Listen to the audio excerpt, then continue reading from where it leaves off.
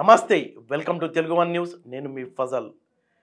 Social మీడియాను base చేసుకుని ఈ క్రైమ్ ఎంత దారుణంగా పెరిగిపోతుందంటే చాలా అమానవీయమైన కనీసం మానవత్వం కూడా లేకుండా వాళ్ళంతా కేవలం డబ్బు సంపాదించడం లక్ష్యంగా పెట్టుకొని దారుణాలకు పాల్పడుతున్నారు.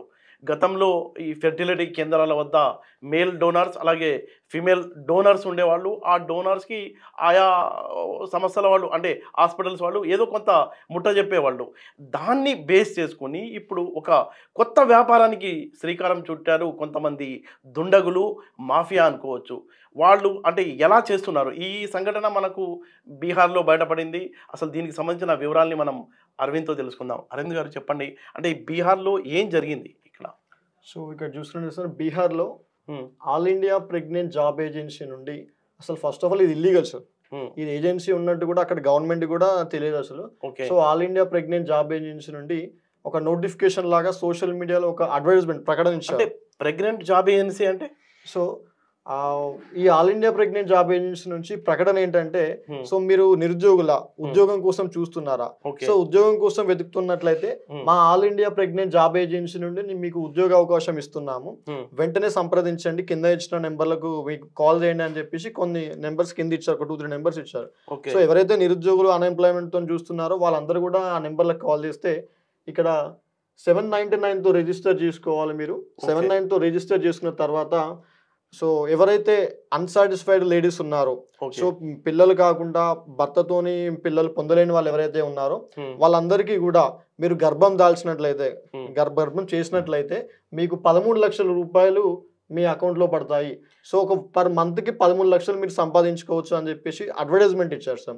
ఈ మసాజ్ సెంటర్ వాళ్ళు చేస్తున్న నాటకం అనుకోవచ్చా? మసాజ్ సెంటర్ వాళ్ళు ప్లస్ ఫర్టిలైటీ సెంటర్ వాళ్ళు. సో ఇదంతా ఒక mafia sir. All India pregnant job agency అనేది ఒక మాఫియా.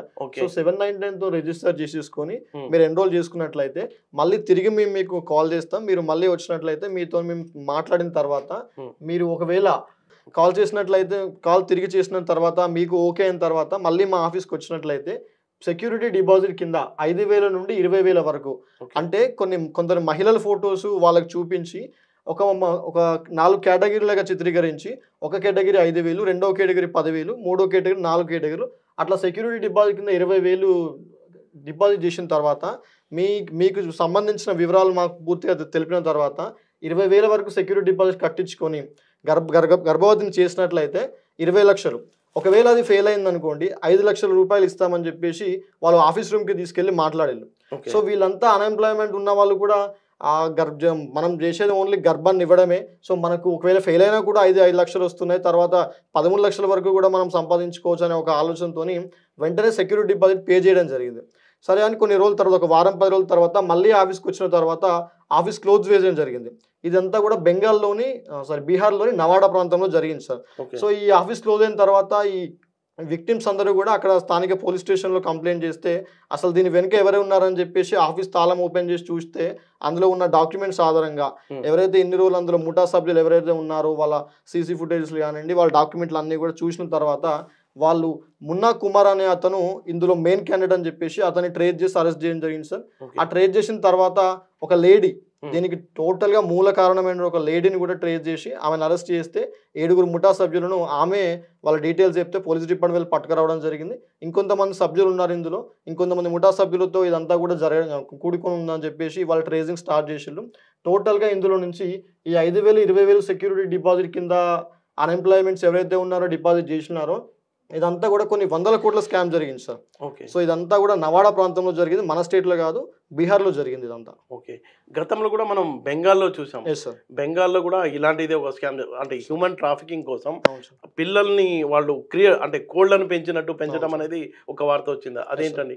సో ఇప్పుడు ఏంటంటే సార్, ఇప్పుడు నార్మల్గా ఫిమేల్ డాగ్ మెయిల్ డాగ్ను తీసుకొచ్చి క్రాస్ చేసిన తర్వాత పుట్టిన కుక్క పిల్లలను ఏ విధంగానైతే బయట మార్కెట్లో అమ్ముకుంటున్నారో, ఒక మెయిల్ని ఒక ఫీమేల్ని కూడా హ్యూమెన్స్ని వాళ్ళను ఒక దగ్గరికి చేర్చి గర్భాన్ని దాల్చి తర్వాత ఆ పిల్లల్ని ఎవరైతే పిల్లలు పుడతారో మెయిల్ అయినా ఫీమేల్ అయినా సరే వాళ్ళని ఎవరికైనా ఆడపిల్లని అమ్ముకోవడమో, లేదా అబ్బాయిలు పుడితే ఇంత రేట్ అని చెప్పేసి అడాప్ట్ కోసం వేరే వాళ్ళకి అమ్ముకోవడమో, లేదా వీళ్ళే పెద్ద అయ్యే వరకు పిల్లల్ని 13 years 14 years వచ్చే వరకు పెంచి తర్వాత ప్రాస్టిట్యూట్స్కి తయారు చేయడమా, బెగ్గర్కి తయారు చేయడమా, ఈ విధంగా మనకు బెంగాల్లో జరిగింది సార్. కొన్ని ఇయర్స్ కింద లాస్ట్ రీసెంట్లీ చూసుకుంటే బెంగాల్లో జరిగింది. దీన్ని ఆ గవర్నమెంట్ గుర్తించి ఇట్లా ఫ్రాడ్ జరుగుతుంది, ఇదంతా ఒక పెద్ద మాఫియా స్కామ్ జరుగుతుందని చెప్పేసి కొన్ని మంత్స్లోనే ఆ గవర్నమెంట్ దాన్ని క్లోజ్ చేసి ఎవరైతే దానికి కారకులు ఉన్నో వాళ్ళందరినీ కూడా అరెస్ట్ చేయడం జరిగింది సార్. అంటే అసలు మానవత్వం అనేది ఎక్కడుందో మనకు కనిపించడం లేదు. ఎంత దారుణం అంటే గతంలో డోనర్స్ ఉండేవాళ్ళు, డోనర్స్ నుంచి సేకరించి పిల్లలు లేని వాళ్ళతో ట్రీట్మెంట్ చేసి వాళ్ళకి పిల్లలు పుట్టేలా చేసేవాళ్ళు. అలాంటిది దీన్ని కూడా కొంతమంది మసాజ్ సెంటర్లు, ఈ సెక్స్ కుంభకోణంలో పాల్గొనే వాళ్ళు, ఆ మాఫియా అంతా కేవలం డబ్బు సంపాదించడం కోసం తమ ఇష్టం వచ్చినట్టు వ్యవహరిస్తున్నారు. ఇంకొక షాకింగ్ విషయం ఏంటంటే బెంగాల్లో కనుక మనం చూసినట్లయితే కుక్కల్ని క్రాస్ చేసి పిల్లల్ని పుట్టించి అమ్ముకున్నట్టు మనుషుల్ని కూడా క్రాస్ చేసి వాళ్ళతో పిల్లలు పుట్టించి వాళ్ళతో వ్యభిచారం చేసేలా, అంటే పెరిగి పెద్దవాళ్ళైన తర్వాత అలాగే అడుక్కు తినేవాళ్ళలాగా, అంటే ఈ మాఫియా ముఠాలు ఎంత అమానుషంగా వ్యవహరిస్తున్నాయో అని చెప్పుకోవడానికి ఇవి రెండు కూడా ఒక ఎగ్జాంపుల్గా మనం చెప్పుకోవచ్చు.